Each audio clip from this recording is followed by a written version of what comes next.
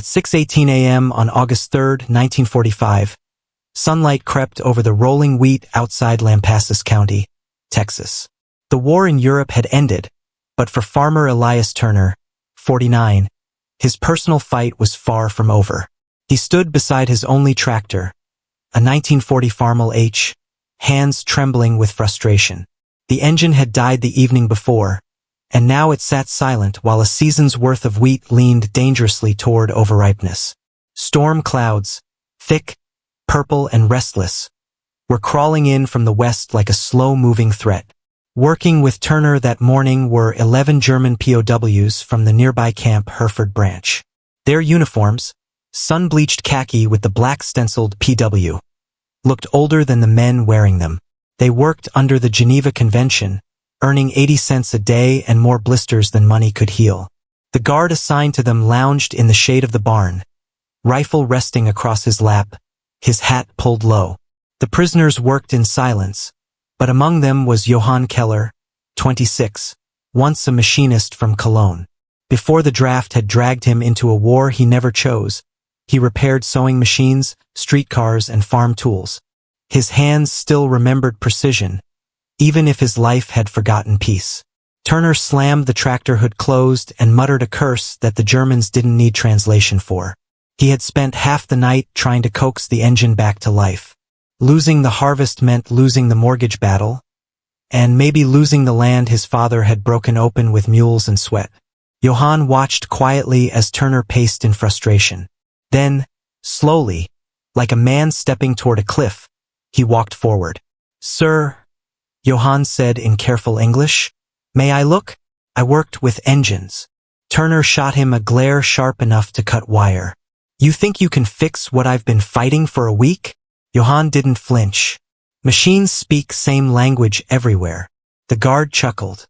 "Let him try, Mr. Turner. Worst case, he breaks it more. Ain't much left to break." Turner sighed, wiping sweat from his brow. Desperation softened his suspicion. "Fine. You get 5 minutes." Johann lifted the hood. The smell of dust, oil, and dying hope rose with it. His fingertips traced the ignition system until he found the weak spot, a cracked primary wire leading into the magneto. Brittle, dead, useless. He turned and pointed at the barbed wire fence line. Turner frowned. "What the hell you want that for?" Johann answered simply, "To make spark again." The guard barked out a laugh. "You're gonna fix an American tractor with fence wire?" Turner felt the storm's wind shift and made his choice. "Bring him the pliers." Johann bent a length of barbed wire, stripped it with a pocket blade, twisted it into a makeshift coil bridge, and shaped a nail into a tiny contact point. His movements were quiet, exact, like a man solving a puzzle that once belonged to his old life. At 6:49 a.m., he stepped back. "Try now." Turner yanked the crank once, nothing. Twice, coughing sparks. Third time, the engine exploded alive, roaring with raw, hungry power. No one spoke. Even the guard lifted his hat in disbelief. Turner whispered, "You just saved my damn farm." Johann only nodded, dust settling on his shoulders like the weight of two nations finally easing. For the rest of the day, Turner could barely take his eyes off the tractor. The engine ran smoother than it had in months, humming as if grateful to be alive again. Johann walked beside it, listening to the rhythm of the machine the way a doctor listens to a heartbeat. Every few minutes, he'd tap the improvised wire fix, checking its tension, then adjust it with a precision that belonged in a workshop, not a sun-blasted Texas field. Turner had seen soldiers broken by war, but he'd never seen hands like Johann's. They were steady, methodical, almost gentle. Hands that didn't seem built for conflict. By afternoon, the harvest lines were forming. Wagons loaded, wheat flowing like gold, men, American and German, moving in practiced lines. For a moment, the farm felt like a world where uniform colors didn't matter. Inside the farmhouse, Turner's wife, Martha, watched through the window. She had protested the POW program at first. Having enemy soldiers within a mile of her children felt like an invasion. But now, seeing Johann crouched beside her husband, both coated in dust and sweating through their shirts. She saw something she didn't expect: gratitude and peace. The guard loosened up as the day passed. He leaned on the barn doorway, teasing the Germans in half-joking English. "Y'all fixin' to take my job next?" he said when the tractor made another flawless pass. A few POWs cracked shy smiles. Others stayed focused, still unsure whether smiles were allowed. As the sun sank low, painting the wheat in orange fire, Turner made a decision the camp manual never mentioned. He walked to the guard. "Let the boys eat inside tonight." The guard blinked. "Inside? Like the house?" Turner nodded. "They saved the harvest. They deserve a meal." Protocol said no. Humanity said yes. The guard sighed. "All right, your call." The prisoners stepped hesitantly toward the house like men approaching a church.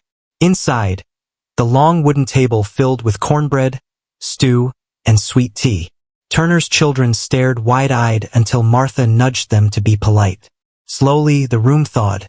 Johann spoke of Cologne before the firebombings. Another POW told stories of his bakery back home. Turner shared tales of drought years, crops lost to hail, and his brother who never returned from the Pacific. At one point, Turner's youngest brought a broken toy windmill and simply said, "Fix." Johann laughed, really laughed, and repaired it with a piece of straw. For a moment, war felt like something happening on a different planet. Lightning flickered outside, warning of the storm that had threatened the harvest all week. But inside that farmhouse, the air felt warm, human, and strangely hopeful.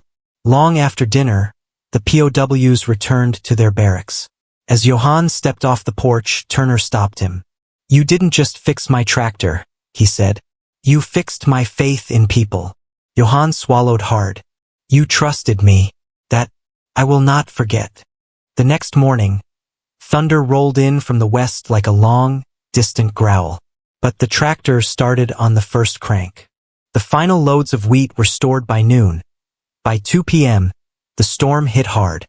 Rain hammered the barn roof, wind howled through the eaves, and lightning split the sky. But Turner's harvest was safe. Word spread quickly across Camp Hereford. The German fixed the Americans' farm. Some guards joked about hiring Johann after the war. Other prisoners teased him, calling him her farmer and Texas mechanic. Johann only smiled quietly. 2 weeks later, transport orders arrived. The war was over. The prisoners were going home. Some cheered. Others cried. Johann simply folded the piece of fence wire he had saved from Turner's field and tucked it into his pocket like a keepsake.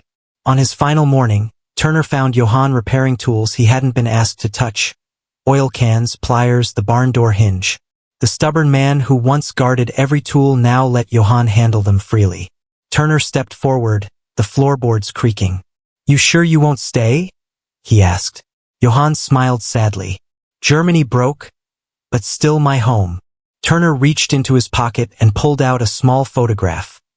The family standing beside the tractor, its engine humming. "Then take this. So you remember someone in Texas owes you more than he can repay."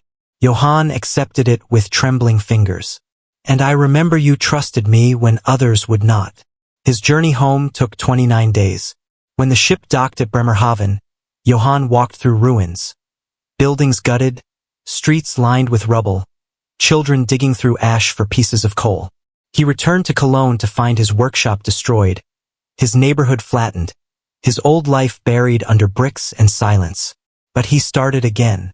He rented a tiny shed, fixing bicycles, then farm tools, painted a sign above the door, "Keller Maskinen and Reparator." On the wall, he hung the photograph Turner had given him.